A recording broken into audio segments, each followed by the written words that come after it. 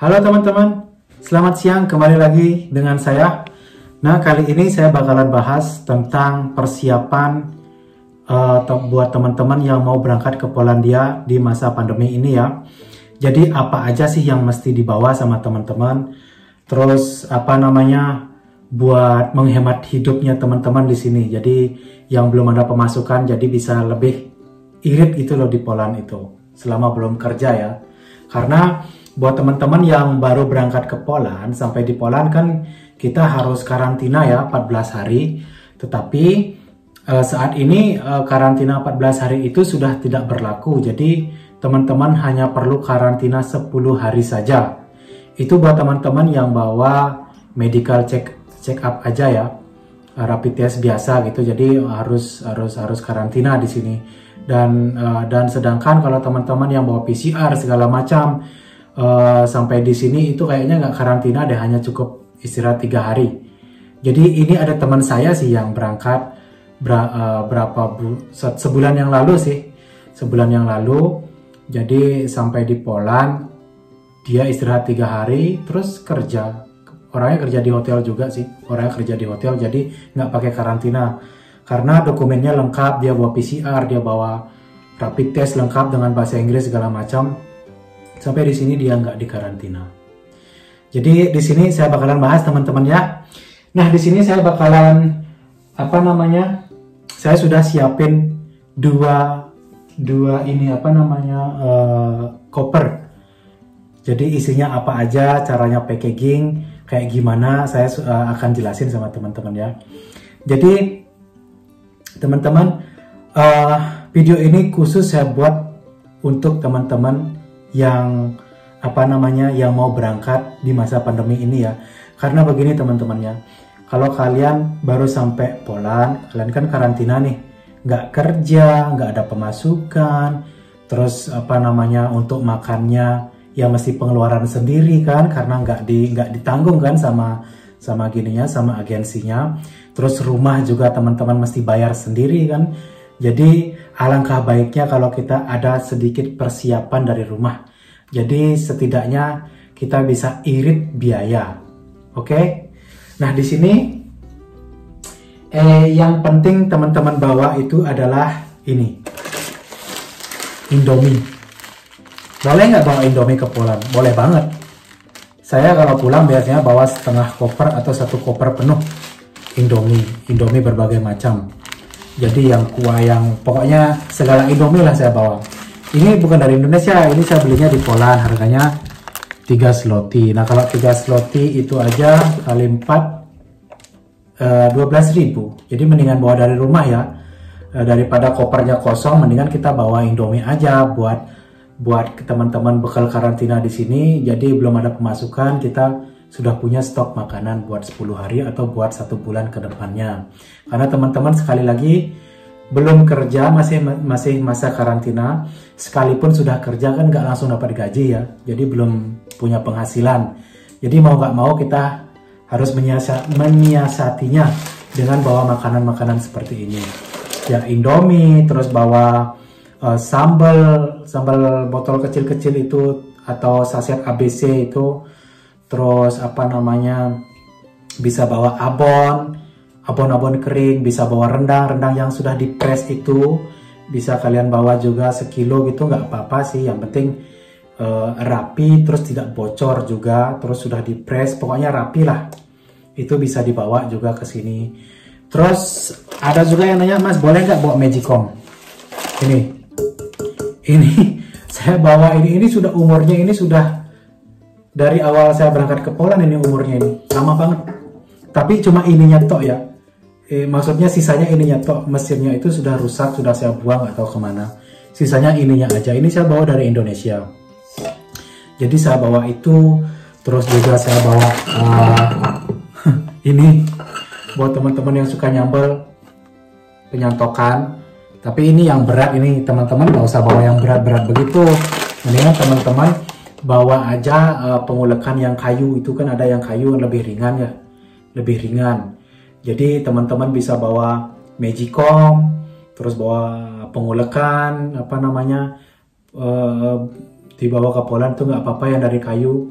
Terus apa namanya, teman-teman bisa bawa makanan ringan seperti abon, rendang, sambal gitu, indomie, terus cabai itu teman-teman bisa bawa. Nah, tips untuk teman-teman yang mau bawa cabai ke Poland, sekarang cabainya dikeringin dulu nih, cabai-cabai kering, cabai-cabai yang segar-segar itu teman-teman keringin dulu di Indonesia, dijemur sampai betul-betul kering, terus digiling atau di blender. Setelah itu kan sudah jadi bubuk ya. Nah, bubuk itu teman-teman bawa ke sini dan itu awet, bisa setahun, bisa 2 tahun. Itu awetnya cabai itu. Karena di sini ada sih cabai, ada yang jual, tapi sekali lagi teman-teman belum kerja, belum ada pemasukan. Terus cabai juga lumayan mahal ya. Dan selain makanan-makanan tersebut, yang penting teman-teman bawa adalah obat-obatan.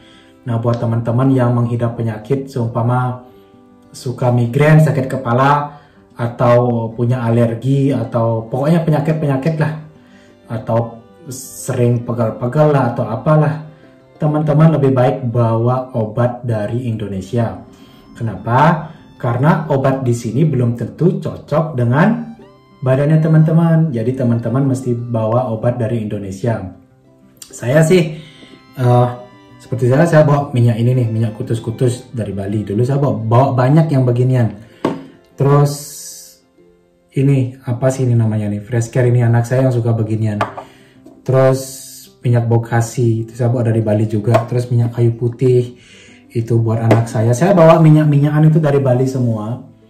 Karena selain anak saya juga suka banget, terus murah juga. Di sini kan nggak ada kan, karena itu anget. Terus obat-obatan juga saya suka bawa dari Bali. Kadang-kadang bawa apa namanya, Hansaplast itu buat pegel-pegel itu. Kalau kita kerja berat, nggak ada yang pijitin ya, jadi tinggal tempelin itu aja. Terus saya bawa ini juga nih, balsam nih, balsam. Jadi saya bawa balsam itu kadang-kadang 2, 3, 4 pak begitu, 4 yang besar itu.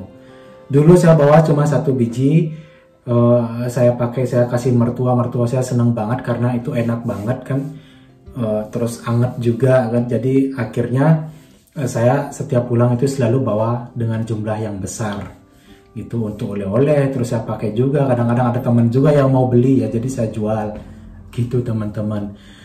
Jadi itu yang nggak kalah penting selain makanan ya teman-teman ya.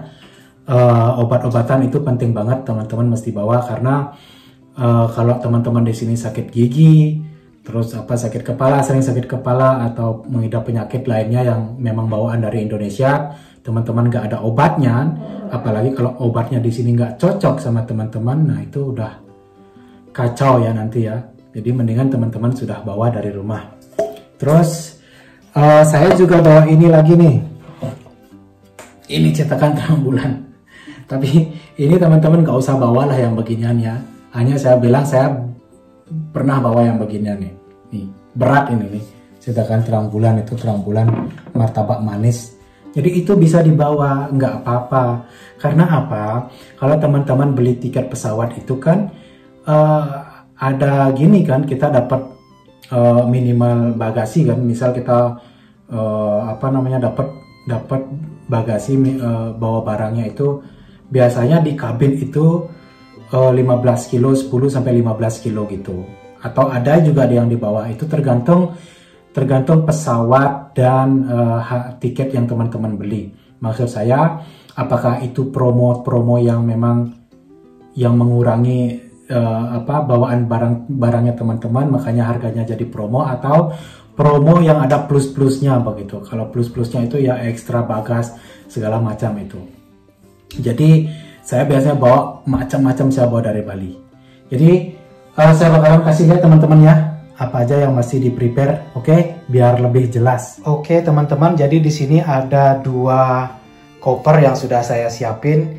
Yang ini, yang besar ini bisa 30 kilo. Kalau yang kecil ini bisa ya 15 kiloan lah, bisa lah. Nah di sini saya sudah siapin. Di sini untuk yang kecil ini saya taruh pakaian, terus pokoknya yang nggak berat lah, ya pakaian, baju-baju gitu. Terus apa namanya elektronik, komputer, terus charger saya taruh di sini. Pokoknya bukan benda-benda yang berbahaya loh ya, karena ini bisa masuk, karena ini bakalan, ini koper ini bakalan sorry itu si boy. Jadi koper ini bakalan apa namanya di kabin ya, ini bakalan sama kita ini kemana-mana. Nah terus yang kedua ini adalah koper yang satunya yang isinya akan berantakan. Jadi Indomie teman-teman bisa banyakin aja di sini, terus benda-benda cair, seumpama parfum, minyak atau apalah pokoknya benda-benda cair teman-teman taruh di bagasi yang ini.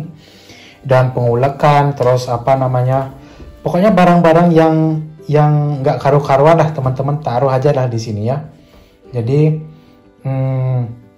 teman-teman bisa taruh benda-benda yang cair di sini. Nah itu kenapa saya ada tas di sini, ada gini-ginian tuh.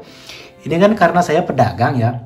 Jadi kalau saya pulang itu saya kadang-kadang bawa tas, terus bawa benda-benda yang begini nih, ini kain-kain dari Bali nih, kain-kain batik itu biasanya saya bawa dagangan lah. Kurang lebih begitulah ya, bawa dagangan ya. Jadi terus ada kerajinan tangan di sini, macam-macam lah saya bawa. Terus apa namanya, apalagi ya di sini ya. Nah ini si Magicom juga bakalan di sini juga. Kalau Magicom taruh di sana itu nggak bisa, harus ditaruh di sini dia. Harus taruh di sini karena kalau taruh di sana mungkin bakalan disuruh ngeluarin ya. Karena masuk pesawat kan. Jadi mendingan barang-barang yang model-model begini nih yang kacau ini taruh aja di koper yang satunya. Terus caranya teman-teman kalau mau apa namanya naruh barang-barang itu, usahakan barang-barang yang berat seperti ini nih ya, ini taruh di bawah, di kakinya itu ya, jangan ditaruh di atas di sana. Kalau ditaruh di atas di sana, kalau ditarik nanti dia jatuh ke bawah, berantakan nanti semuanya ya. Jadi kalau elektronik jangan pernah taruh di sini. Karena apa? Karena bagasi ini kan bakalan kayak dilempar-lempar gitu ya. Ya nggak tahu sih dilempar apa diapain, tapi ya nggak safety lah kalau di sini. Jadi di sini barang-barang yang kacau-kacau aja taruh di sini. Terus teman-teman apalagi ya? Ya itu aja sih kayaknya teman-teman mesti bawa. Yang penting banyakin aja makanan di tempat ini. Makanan-makanan dari Indonesia itu nggak apa-apa kok kalau teman-teman bawa.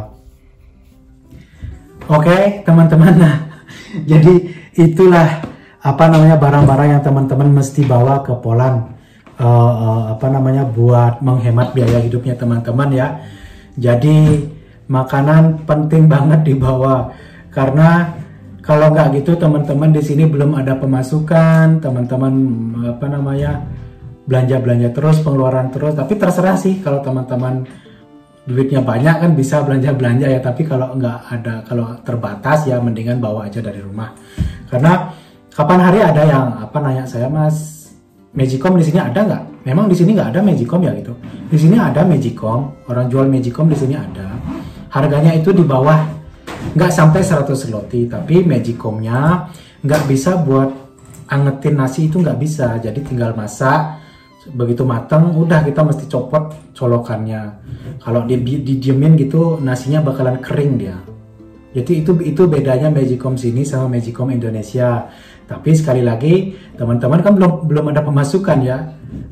Jadi mendingan bawa aja dari Indonesia. Terus apa namanya biaya untuk apa namanya ya, karantina itu berapa sih sebenarnya? Nah ini biaya untuk karantina itu ya tergantung agensinya sih, tergantung dia cari rumahnya di mana. Tapi kalau teman-teman dikasih pilihan, kalian mau karantina sendiri, biaya sendiri, atau kami yang gini yang bayarin, saya kalau bisa nyaranin lebih baik teman-teman karantina dengan biaya sendiri aja.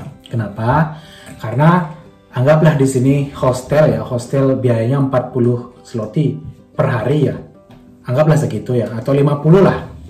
50 kali 10 jadi 500 zloty ya. Jadi 500 zloty itu nggak sampai 5 jutaan, nggak sampai, banget nggak nyampe, paling ya 2,5-3 jutaan lah itu selama karantina itu. Terus sisanya untuk makan aja. Tapi ada teman yang curhat, yang ngobrol gitu, katanya apa namanya, habis karantina terus sudah mulai kerja, pas masanya gajian, terima gaji gitu, si orang ini, si PMI ini nggak terima salary. Kata si agensinya, katanya hari ini kamu apa namanya, nggak ada salary karena uang gajimu semuanya sudah untuk biaya bayar hotel, terus pokoknya biaya untuk kamu karantina aja. Bayangin tuh, gaji sebulan katanya untuk biaya karantina. Sedangkan kalau hitung-hitungan saya ya, kalau hostel yang harganya hanya 50 zloty per hari, itu 10 hari itu hanya 500 zloty aja. Terus makan kalian sudah punya. Jadi teman-teman irit kan? Irit biaya jadinya. Belum lagi ada teman-teman yang sampai di sini nggak kerja, tapi itu saya nggak mau masuk ke sana lah, karena saya nggak tahu kenapa mereka nggak kerja sampai di sini ya. Terus yang teman-teman mesti bawa lagi yang nggak kalah penting ini nih, baju batik atau baju daerah ya. Kenapa mesti bawa baju batik? Karena embasi kita di sini, embasi Indonesia yang ada di Warsawa, kadang-kadang suka ada apa namanya, kayak pertemuan teman-teman Indonesia gitu, atau ada party, atau ada open house, atau ada undangan apa gitu. Pokoknya PMI itu kadang-kadang diundang apa namanya, untuk mendengar aspirasinya teman-teman semuanya. Jadi kalau bertemu sama apa namanya, lagi ada meeting begitu kan, pertemuan begitu, kita nggak mungkin pakai kaos beginian ya. Paling nggak kita harus pakai baju yang berkerah, baju batik gitu. Jadi terlihat kita itu orang Indonesia. Terus buat teman-teman cewek juga bisa bawa kebaya gitu, kebaya adat ringan gitu loh. Tapi apa namanya, bukan berarti harus loh ya. Tapi kita akan lebih terlihat gimana ya kalau kita bawa baju daerah kita masing-masing. Misal dari Bali nih, teman-teman ya bawa kebaya ya dari Bali. Kadang-kadang kan ada acara di sini sama teman-teman, jadi kita bisa berkumpul dengan kostum tersebut begitu teman-teman. Itu penting dibawa, tapi terserah sih. Kalau mau dibawa silahkan, kalau enggak ya nggak apa-apa gitu. Kalau buat saya sih mendingan dibawa aja, baju batik itu dibawa nggak apa-apa. Bagus banget ya. Selain itu kita juga bisa apa namanya, memperkenalkan pakaian kita dari Indonesia yang tradisional itu loh. Batik, ini batik tradisional dari Indonesia misal begitu teman-teman. Nah, terus selanjutnya setelah teman-teman punya dokumen si dua koper itu sudah ready, selanjutnya masalah ini nih, dokumen. Nah, dokumen dua-duanya ini teman-teman jangan taruh di koper. Teman-teman harus ada tas untuk dokumen lah, untuk dokumen dan untuk dompet dan untuk telepon. Jadi kalau kita check in kan kita mesti keluarin dokumen kan, kita nggak harus bongkar-bongkar tas lagi. Jadi kita sudah siap semuanya, misal di kantong ini, tinggal ngeluarin gitu aja. Nah, buat teman-teman bawa ragi juga nih, penting nih. Teman-teman bisa beli kedelai di sini dan teman-teman bisa buat tempe di sini di Poland kan. Yang penting bawa raginya aja. Jadi kalau teman-teman yang kangen sama tempe sudah bisa bikin tempe sendiri di mesnya masing-masing. Jadi itu teman-teman. Oke, jadi itu yang bisa saya share hari ini tentang apa yang mesti kita siapin kalau mau berangkat ke Polandia. Dan masker ya, jangan lupa bawa masker. Di sini sih ada masker, tapi ya sekali lagi kalau kita bawa persiapan dari rumah itu kita lebih irit. Betul di sini apa-apa murah, tetapi sekali lagi di sini saya kasih tip buat teman-teman yang mau berangkat ke sini dengan keadaan di masa pandemik ini, karena teman-teman kan sampai sini harus karantina, belum ada pemasukan, terus nggak mungkin kan kita mesti belanja terus, belum ada pemasukan tapi kita sudah pengeluaran terus. Jangan sampai kita harusnya kirim uang ke Indonesia tapi karena teman-teman belum ada persiapan, akhirnya dari Indonesia kirim uang ke Poland buat teman-teman. Nah, biar nggak terbalik seperti itu ya. Oke deh, jadi sampai di sini dulu yang bisa saya share. Terima kasih sudah nonton video saya. Mohon maaf kalau ada salah penyampaian yang saya sengaja atau tidak sengaja, dan dijaga kesehatannya supaya teman-teman bisa berangkat ke Polandia. Yang belum dapat visa, sabar-sabar dulu karena prosesnya memang agak alot. Oke, terima kasih dan selamat sore.